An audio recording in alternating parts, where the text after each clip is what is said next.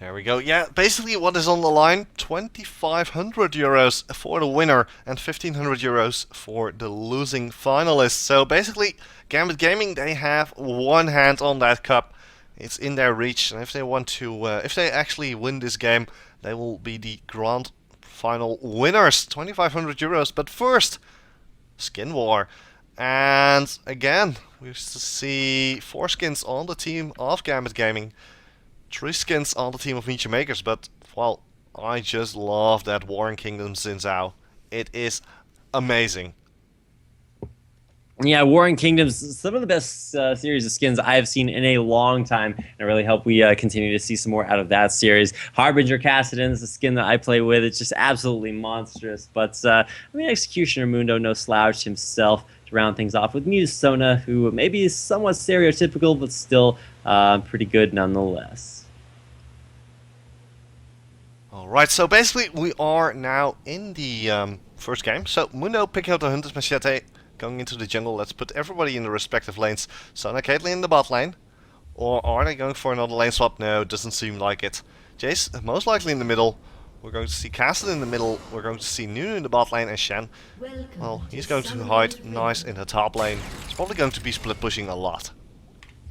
I mean, that's kind of what you think when you see Shen. You're like, okay, well, split pushing Shen, but that requires a couple of things. He has to be able to 1v1 his lane partner. He has to have a team that can 4v4 relatively effectively and then win with the 4v5 trades. So there's a lot of stuff that has to go right, but I mean, this is Moscow 5. Their team fights are amazing. They have been all season long, never dropping a single map. Yeah, and that's pretty amazing. Something we don't see often. I mean, they have been... my apologies, something went wrong here. We've seen them play against really good teams. We've seen them play against Lone Lions, Headshot BG. Basically, they ace their brackets, just like you said. It's something that rarely happens. Meet Your Makers, on the other hand, had a little bit more of a difficulty, but, well, they have faced off against the other almost LCS team, Alternate. Minions have spawned. Minions now spawning, so... What are we seeing here? We're seeing passive play by both sides. Defensive wards everywhere.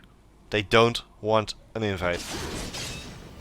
Yeah, and really, when you look at the stars from both teams, they're just kind of looking towards this bottom lane, actually, as Libic and Makler are going to come down here into the double golden brush and actually stop that from going down. Some damage goes down onto Genja. He's actually going to take below half HP. No turret shots going down onto Makler, but there's the Piltover Peacemaker and takes Genja down to 100 HP at 2 minutes in, and you know, as much of an advantage as being blue side in that bottom lane is for that AD carry, they have just turned that completely around. MYM with a solid advantage already at 2 minutes into the game. Yeah, that could have been a Piltover Pacemaker, given the fact that, well, I can only assume Genya's heart stopped there for a second as that one, well, flew right by him.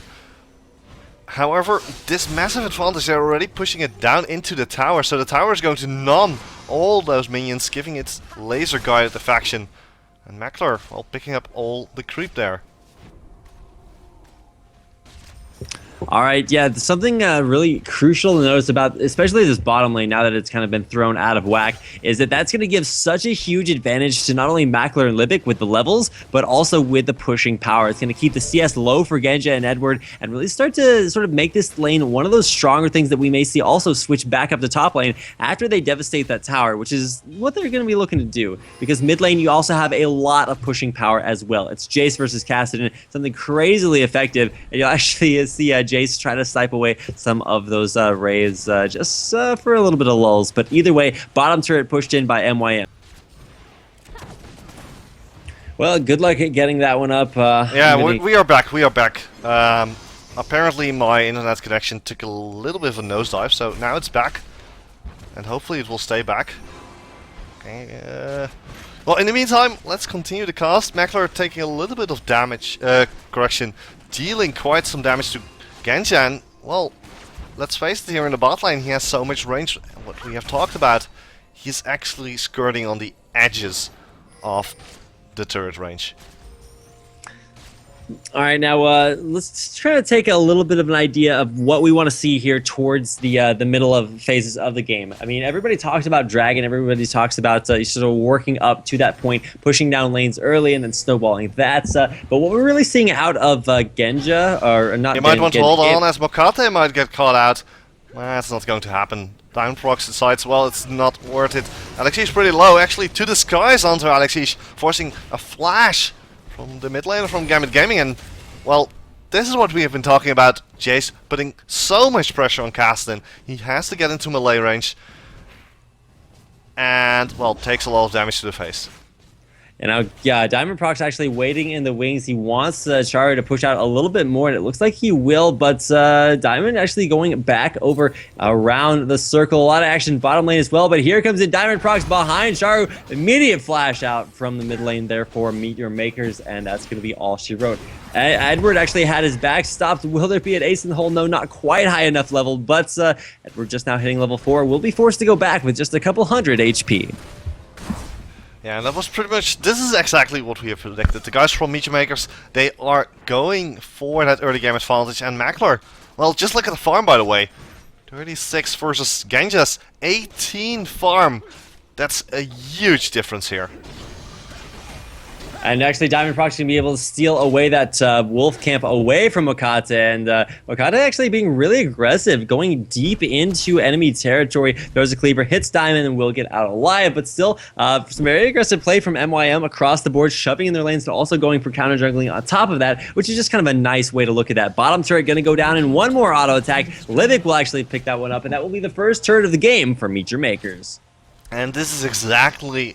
as we have been discussing, the power of Sona, the power of Caitlyn, and this kind of reminds me of the last game. Sona and Twitch dealing a lot of damage, but as you can see in the river, Diamond Prox is hanging about. Looks like Mackler has disconnected again. Yeah, Mackler has disconnected. Well, yeah, it's going to be a little bit of an unfortunate disconnect, and if that's any indication, we're going to have a pause, and there it is. So, you know what, we're going to see what we can do here. Might continue to have some disconnection issues, but do want to see a good game. I mean, when you look at it, it's kind of frustrating when you have people continually doing disconnects back and forth. Do want to actually see some good games. Hopefully, that's what we're going to have. But as far as the game is, concerned, we saw some kind of a great early game from Meteor Makers in both games, but either way, it kind of results in,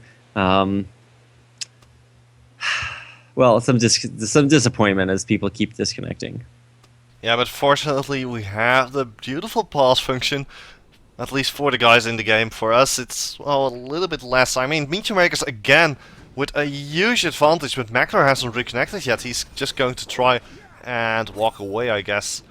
We have Diamond here, Mackler, well, just jogging on his way back to base, and this is a bit of an anti-climax, as in the top lane, Cuban fighting off Darien, diving pretty deep under the tower. Dominus now wearing off, there's the slice and dice, Ignite going down, Rooted Spreader going down, Taunt actually landing, this is going to be first blood, Ignite sticking down to Darien, Darien surviving with a sliver of health. Is Cuban wants to go in, oh beautiful! You are kidding me. Wow. I did not think that Call of the Meek was actually going to land, and actually Alex Ish was coming up at the same time, so really all you had to do is kind of like back off there and play a little bit more defensively. I'm not sure exactly what's going down. I mean, you can see Makata actually just kind of camping out in the jungle. He's a little bit low, but kind of rough to see, the disconnects continuing to hurt Meteor Makers. I mean, traditionally we'd like to see, hey, even teams across the board, and I'm actually really impressed with Meteor Makers' play. I mean, in both games, they have crushed the early phase, always taking a turret first, always taking down those early objectives, and that's what they actually continue to do in this game as well. You can see for the longest time, actually currently, the gold advantage still in favor of Meteor Makers, even though they're a little bit down. I would call it a little bit. Mundo actually chilling at the golems. I'm just going to take a quick look at Mundo. Yeah, he's just, well, I don't know what he's doing. He's just doing the Harlem Shake, I guess, or something. I believe that's the thing right now. Libic now jumping into the middle. And more disconnects. I think Jace is also disconnected, is also no longer moving. Let's take a quick look at the armor values, which should give us a little bit of an indication. Yeah, the armor value on Caitlyn is maxed out. And so something that's also maxed out. Look at Diamond Prox's manliness to the maximum. Goes on to Libic between enemy turrets. And Libic actually makes it back to his base. Ward goes over the wall. Not quite within turret range. Or is it? Oh, he's going to go back over the wall. Diamond Prox, he's looking. He's waiting. Will he Audacious Charge? He doesn't have the mana. There's the flash used instead. And he actually doesn't have enough mana to do anything. He's going to get the last knockout. But the creeps will pick it up. And there's the Ignite. Scoring the kill. Libic takes down Diamond Prox. Yeah, but there's Alexish. Hello, I'm Castin. Riftwalk over the wall. Even Absolute Zero by Edward. Yeah, so basically we're looking at a game that is unfortunately a bit of an anticlimax. I'm not entirely sure how this is going to be taken care of, because this just, well, everybody's heading back to base from Meteor Makers. They're just staying there and, well, looks like they are going to try. I guess Gambit Gaming is just going to push this one out. You know, I'd be a little bit surprised to see, you know, if they let it go on for a little bit longer. I mean, it's kind of frustrating to see, you know, the disconnects happen, but either way, you got to hand it to Gambit Gaming. I mean, they've gone undefeated the entire season, rather. I say semesters because I've been doing a collegiate League of Legends casting for the last weekend. But really, when you look at it, it's been decent. It's been really good performances from Gambit, and when you go in here to the grand finals, I mean, I would have expected them to be able to pick up the victory, but MYM, really great attempt, making it all the way through to the grand finals over the course of the season. Now it does look like middle turret, middle inhibitor will fall. MYM continuing to have some issues, but that's going to be the first inhibitor of the game going over to Gambit Gaming. Yeah, Cubon just getting annihilated there. Ignite goes down to Darien, but he tried to put up a little bit of fight. First inhibitor going down, as you have said. I'm probably not alive, so that might be the issue. The Nexus turret is next to fall. Ghost going out from Genja, and they're just, well, trying to kill Libic, not succeeding. Well, yeah, it's kind of surprised that Genja can't kind of full combo Libic, but then you realize that it's level 6 and 7, so probably not really what you want to go for. Now, Edward actually could go down here to 2 more turret shots, but makes it out alive, and then we'll you know, keep pushing in these minions in here for Gambit Gaming. A little bit of an anticlimactic victory, kind of unfortunate. People just blowing flashes there in the base. Flashing one another, that's slightly inappropriate, but you know what, a lot of things this game kind of fit under that category. Darien just continues to shove top lane, Genja just kind of cleansing and running around, and so at this point, we kind of get to see a little bit of the pros doing some trolls as they continue to push down this middle lane as super minions enter the base. yeah, but sometimes that happens, and I guess, well, this is unfortunate. We will have to discuss this with how this goes. We are the casters, we do not talk about whether games should be played again or not. To answer the guys on stream, of course, you guys, well, I totally understand your feelings about this, but we are not the admins of this tournament. Genja now getting stand united as he was tanking a little bit of a turret, Nexus turret going down. An open Nexus, it's not doing anything. Are they going to be picking up the kill into Alexish? Well, Alexish doesn't care. Flash ward actually from Cubon. Ruthless Predator landing on Alexish, and that's a kill for Cubon. Looks like they might go for that last counter attack and then flash back onto the fountain.